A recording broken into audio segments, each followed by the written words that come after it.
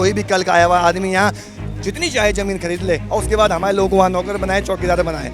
हम चाहते हैं हमारी ज़मीन है तो मालिक भी हमारा रहेगा। यूपी के ज़माने में जब हम थे हमारी समस्याओं का हल नहीं होता था, आज फिर हम उसी दिशा में आ गए। जो 15 साल से रह रहे हैं वो स्थायी निवासी, जो यहाँ पे सदियों से रह रहे हैं वो भी स्थायी निवासी। अंतर क्या है? हम अपनी राजनीतिक हैसियत भी बचाना चाहते हैं, अपनी सांस्कृतिक पहचान भी बचाना चाहते हैं, अपने संसाधनों को बचाना चाहते हैं। ये लड़ाई उस दिशा में आगे बढ़ रही है। अपने राज्य को बचाने के लिए संघर्ष कीजिए।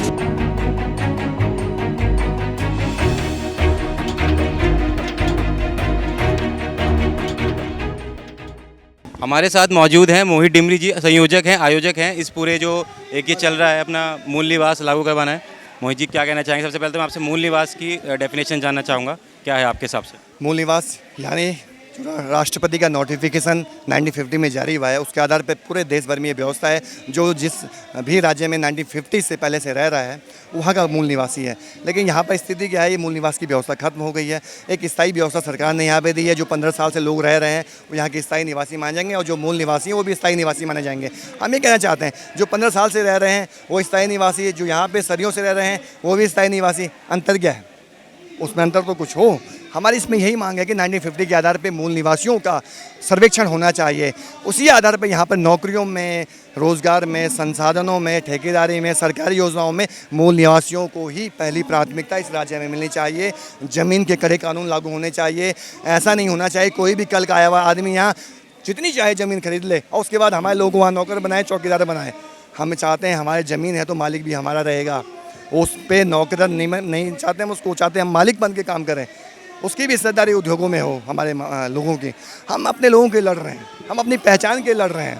हमें पता है आने वाले कुछ सालों में हमारे लोग अल्पसंख्यक हो जाएंगे, इसी तरह आबादी बढ़ेगी इस राज्य में। तो वो लोग कल विधायक बनेंगे, प्रधान बनेंगे, सब वो बन जाएंगे यहाँ के। फिर इस राज्य का बनाने का फ़ायदा क्या रहा? इस राज्य के पीछे अवधारणा ये थी। पर्वतीय राज्य हो गया, हमारी अपनी सांस्कृतिक पहचान अलग है, भौगोलिक परिस्थितियाँ भिन्न है। यूपी के ज़माने में जब हम थे हमारी समस्याओं का हल नहीं होता था, आज फिर हम उसी दिशा में आ गए।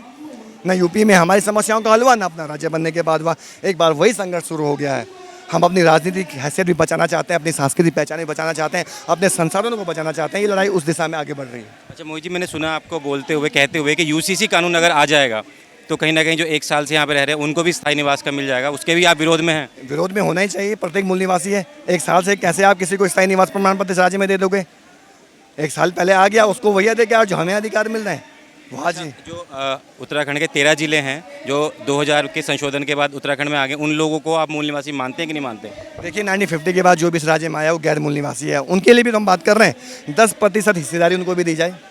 90% हिस्सेदारी यहाँ के मूल निवासी की होनी चाहिए। हम उनका कहाँ विरोध कर रहे हैं? कहीं विरोध नहीं कर रहे हैं। तो उनकी भी हिस्सेदारी 10% हो। जो 30 साल से इस राज्य में गैर मूल निवासी रह रहा है, 30 साल हो गए होंगे जिसको, उसको ही मकान बनाने के लिए ज़मीन दी जाए। हम उसका भी विरोध कहाँ कर रहे हैं? उनके भी अधिकार हो। ऐसा नहीं कल आ गए ज़मीन खरीद ली और उसके बाद हमारे लोगों के साथ तुम इस तरह से घटनाएं करो, ये बर्दाश्त नहीं हुआ इस राज्य में। अच्छा, जो स्पेशल स्टेट्स होते हैं, हिमाचल हो गया, उत्तराखंड भी था, तो वहाँ के एक जैसे हिमाचल हो गया, वहाँ के कानून अलग हैं, एक नियम अलग हैं। जो बाहर से आएगा भूमि खरीद फरोख्त के नियम अलग हैं। तो क्या वैसे भी चाहते हैं कि उसी तर्ज पे उत्तराखंड में भी कुछ ऐसा हो? हम चाहते हैं कि हिमाचल हो चाहे पूर्वोत्तर राज्य हो, जो यहाँ के कड़े कानून हैं सरकार इनकी स्टडी करे और अपने तरह से भी कड़े कानून बनाए। इसका मिला जुला कानून हो और जो जनता की भावना है, जो जनता चाहती है, जिस तरह का भू कानून इस राज्य में, वो सरकार लागू करे।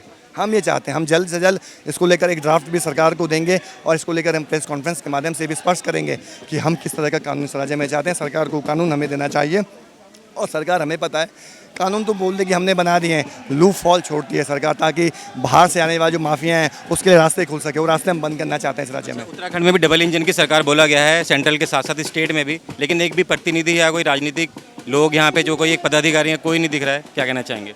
उनको अपने वोट बैंक की चिंता है। वो समझते हैं अगर हम इस रैली में आएंगे कहीं वोट बैंक ना खिसक जाए। अब मूल निवासी जो यहाँ के हैं वो भी तो देख रहे हैं कौन नहीं आ रहा है, कौन हमारा इस समय जिसको हमने वोट दिया है हमारे साथ खड़ा नहीं है। कल उसको किस मुँह से वो लोग वोट मांगने जनता के भी जाएंगे? जनता देख रही है। जनता सबक सिखाएगी आने वाले समय में उन लोगों को। अच्छा मोहित जी, जैसे कि आप अभी एक उसमें है, एक आंदोलन में है, एक उसमें अगर कोई पद में रहेंगे तो आने वाले समय में निकाय चुनाव आ रहे हैं और फिर उसके बाद 2027 में विधानसभा चुनाव है, तो क्या कहना चाहेंगे? उसकी भी तैयारी है कहीं ना कहीं? देखिए ऐसा अभी कोई निर्णय हमने नहीं लिया है और हमारा स्पष्ट मत है उद्देश्य साफ, मूल निवास भू कानून दे दो। ये तो राजनीतिक लड़ाई भी नहीं है। हालांकि इसका हल राजनीतिक है, विधानसभा में होना है, लेकिन ये सामाजिक आंदोलन है। इसमें हमने आंदोलन को राजनीतिक पार्टियों से दूर रखा हुआ है ताकि इसमें हर एक पार्टी की भूमिका, हर एक व्यक्ति की भूमिका इस आंदोलन में रहे। आने वाले समय में क्या होगा क्या नहीं, वो जनता तय करेगी। हम तो जो जनता कहेगी वो हम उसमें आगे बढ़ेंगे। अच्छा Mohit ji, one last question, पूरा पहाड़ देखें, गढ़वाल कुमाऊं पूरा नीचे आ चुका है, उत्तराखंड का जितना भी है ऋषिकेश में आ चुका है, सब आंदोलन में भागीदारी कर रहे हैं, लेकिन कहीं भी विधायक या कोई आपके एरिया के सांसद या कोई जनप्रतिनिधि ऐसा बिल्कुल नहीं दिखा। तो क्या वो इस समस्या से अवगत नहीं है या बिल्कुल भी कुछ भी एकदम नदारद कर रखा है? जो विधायक सांसद है ना, वो कह रहे हैं बंगालियों को आरक्षण मिलना चाहिए, उनकी जो भाषा है पाठ्यक्रम यहाँ शामिल होनी चाहिए। क्या वजह मानते हैं उसके पीछे? वोट बैंक, वोट बैंक और क्या है उनको। तुष्टिकरण की राजनीति हो रही है। हाँ, इसी को मानिए आप।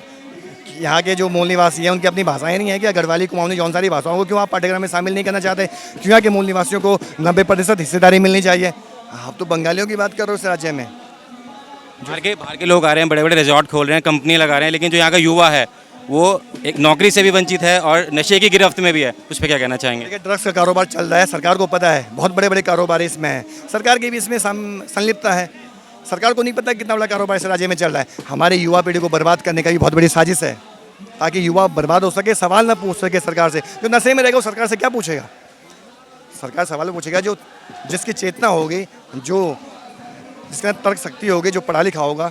अब नशे की गिरफ्त में युवाओं को आप इस तरह से करोगे तो सरकार से सवाल नहीं पूछेंगे। तो सरकार की मंशा है कि नशे कारोबार बढ़ाओ, अपराधियों को इस राज्य में लाओ ताकि उनकी अपनी सरकार बनती रहे और जनता के साथ जिस तरह से वो काम कर रहे हो वो आप लोग देख ही रहे हैं। जितना हम जनता का सपोर्ट देख रहे हैं आपके साथ, आने वाले समय में अगर मोहित जी किसी पद पे आते हैं तो प्लान ऑफ एक्शंस क्या होंगे नशे को लेके और भू कानून को लेके मोहित जी के? देखिए, मेरा भी ऐसा कोई इरादा है नहीं कि मैं किसी पद पे, प्लान ऑफ एक्शंस तो कोई भी सोच सकता है सर। लेकिन हमारे तथ्य है कि जो भी जनता निर्णय लेगी आगे किस तरह से करना है, हमारी तो बहुत छोटी भूमिका है। जनता आंदोलन में आ रही है तो हमको ताकत मिल रही है, जनता का आगे सपोर्ट मिलेगा तो जनता जो बोलेगी, वो जो चाहेगी, जैसे भी जनता हमको जिस भी रूप में पसंद करेगी हम उसी दिशा में आगे बढ़ेंगे। अपना कोई निर्णय हमारा नहीं हो। जनता कहेगी कि आपको इसी तरह आंदोलन आगे बढ़ाने, ये आप सही कर रहे हो तो हम ऐसे करेंगे। जनता कुछ और चाहेगी, कुछ बड़ा चाहेगी, वो चाहेगी जनता। जनता के हाथ, सब हमारे हाथ में कुछ भी नहीं। बहुत बहुत धन्यवाद।